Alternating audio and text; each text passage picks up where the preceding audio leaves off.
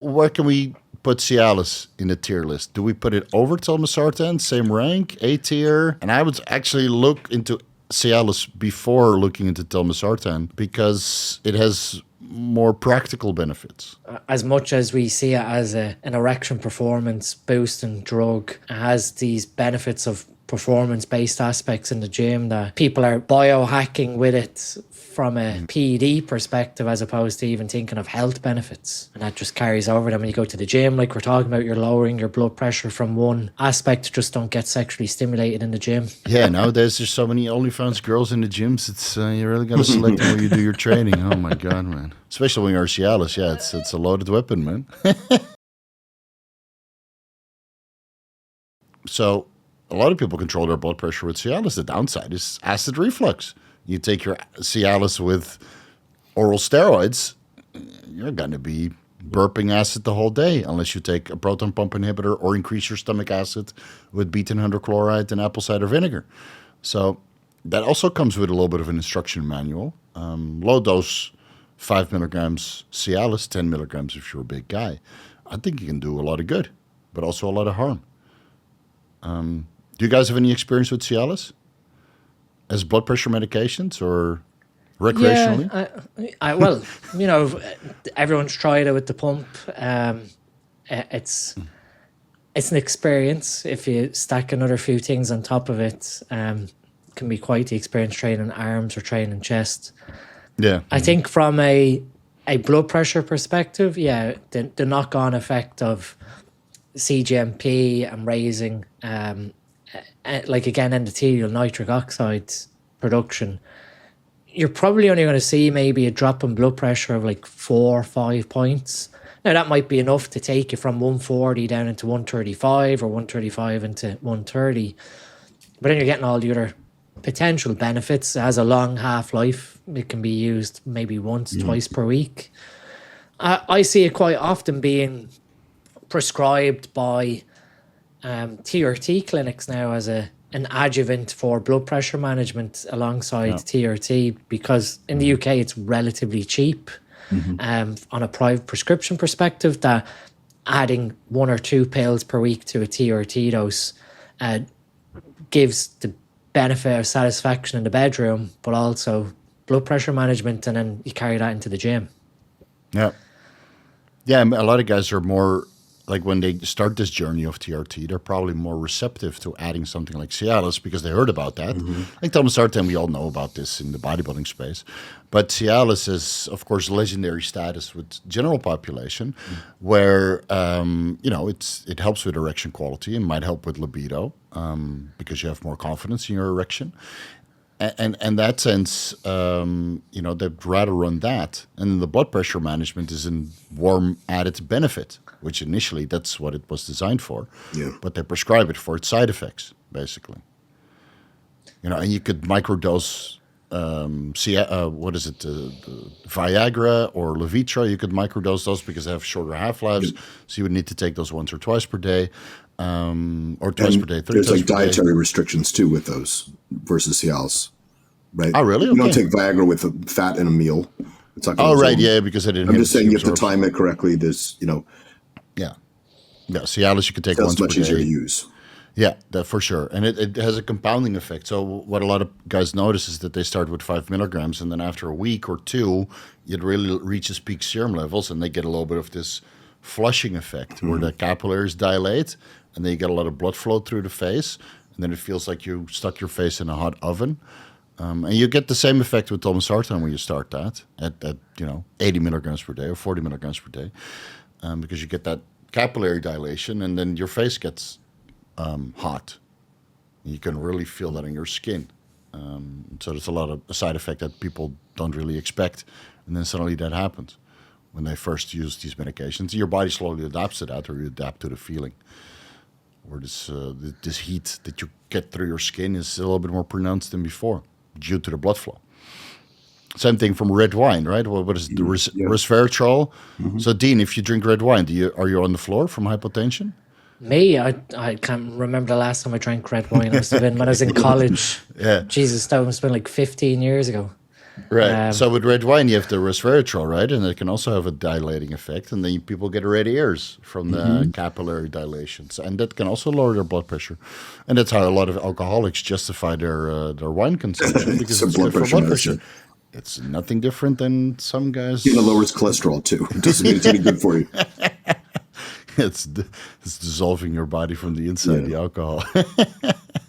So that's so where can we put Cialis in the tier list? Do we put it over telmisartan, same rank, A tier? I think it's 8. Yeah, I think it's A tier. I like it. I like actually look into Cialis before looking into telmisartan, because it has more practical benefits. Yeah, well, I guess one of the things that causes impotence is high blood pressure.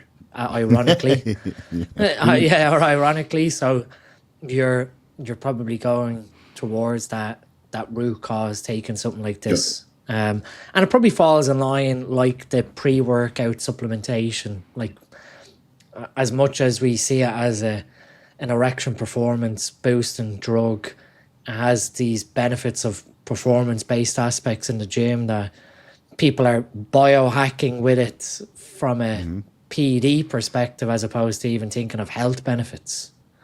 And that just carries over. Then when you go to the gym, like we're talking about, you're lowering your blood pressure from one aspect. Just don't get sexually stimulated in the gym. Yeah. Oh, yeah, you get the boners in the gym. Yeah, nowadays there's so many OnlyFans girls in the gyms. It's you really got to select where you do your training. Oh, my God, man. So it's fucking shorts wedged up all the way to the fucking... You guys know. Yeah, I'm here to train. If I want to see that, I'll go to Pornhub. Please. Stop it. Especially when you're Cialis. Yeah, it's a loaded weapon, man. But yeah, I would rather have people look into Cialis as like the first line of defense of blood pressure management than telmisartan. Because again, from a practical perspective, it has more benefits, and the telmisartan benefits are mostly on paper. It's a lot of mental masturbation when it comes to the benefits, the additional benefits of telmisartan, and how much that really plays out in the real world. Like people, again, they hammer on the PPAR receptor agonism, but how much metabolism boost or fat loss you get from telmisartan, I think it's negligible. I think growth hormone is a better fat loss agent, and that's a very expensive fat loss agent. For what it is. It's not Clen. It's not SLU. It's not, these other fat burning aids that we have at our disposal. You're saying SLU versus growth hormone? Yeah, I think SLU burns more fat than growth hormone from a finance perspective. Pharmaceutical growth hormone, I would disagree with that, and the dose. Yeah, in the dose. So we're talking about. Yeah, of course, it's a dose dependent manner. Yeah. But if you pharmaceutical growth hormone, if you look at the cost. Of what you're spending. Yeah. No, I'm just saying from a fat loss point of view, I don't think anything's going to burn fat and preserve muscle as well as. Well, we're talking about Serostim specifically here, right? Or genotropin, omnotropin. Yeah. Right. Just saying, you use enough pharmaceutical growth hormone, you can eat whatever you want. Yeah, true. Unless you were born with very odd genetics. That's also true. Yeah, but you really need to run a substantial amount of GH. Yeah, we're talking about HIV, close to HIV patient dosages. Yeah, and that's for most people unaffordable, or they can't deal with the carpal tunnel. I was just saying, yes. I know. I've been there, and I will agree. Like if you go with the HIV dose, then you could just do whatever and still get lean and basically mutate. But it's either unobtainable, unaffordable, or the carpal tunnel, which potassium solves. Well, I was going to say, and with the pharmaceutical growth, there shouldn't be the side effects, even at that dose. Those go away. It's temporary. Really? How long do you need to run it? I don't know. I've been on it for years. I don't have any. Yeah, okay, years. I wonder how long it would take, like for a beginner to kind of ramp up the dosages, and then when I ramped up, I went 3, 6, 9 to get to 9, and then I had to go back to 6. We're talking about milligrams, guys. The true indication. Milligrams. No, so many IUs. Sorry. Oh, really? I went 1 milligram, 2 milligram, 3 milligram. Fuck you, Kurt. 9 IUs, and then 3 milligrams and 9 IUs. Yes. 9 milligrams of growth hormone. 9 milligrams of growth hormone is a lot. Okay. back to 6 for a couple weeks, and then it was transient on occasion. Like you'd wake up sometimes and one hand would be numb, maybe the way you were laying on it. But I haven't had numb hands in 2 years from it. Okay. And Yeah, I've but not been below- initially you had it. Initially there's some, but it goes away when I feel like with the UGL stuff with the binders and stuff, it doesn't really go away. It seems to they ramp the dose if it gets worse and just kind of Yeah. sticks around. Yeah. And I haven't been below 9 IUs or 3 milligrams in 3 years. Okay. Yeah, and you eat whatever you want. I mean, But I it's- choose to it's- eat it's clean. still And I don't healthy, eat. yeah. I mean, could I? I'm sure I could if I chose to. I wonder what would happen if you go to Disneyland with the family and just eat the I food lose weight there on for vacation yeah, I thought so. because it can't eat 'Cause enough. you're And walking you're a walking lot. around, and you can't actually eat enough food. It's just garbage food, but you're not eating enough of it, right? Because No, you get full, it's- you eat that shit, and then you're full for 6 hours, and you can't even get the food in. It doesn't digest, yeah. Nah, I don't know. I'm the opposite. Like I'll lose weight. Even when I went to Vegas with you guys, I lost weight.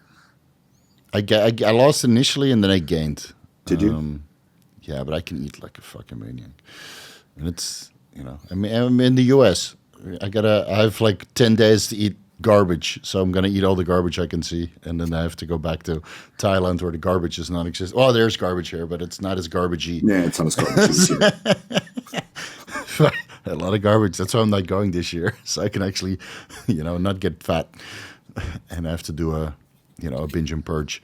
Where were we? Cialis? Okay, so Cialis, let's put it in A tier. Even though I would say it's the first line of defense against high blood pressure if all the other stuff is not working. It's probably a better introduction into blood pressure management than telmisartan.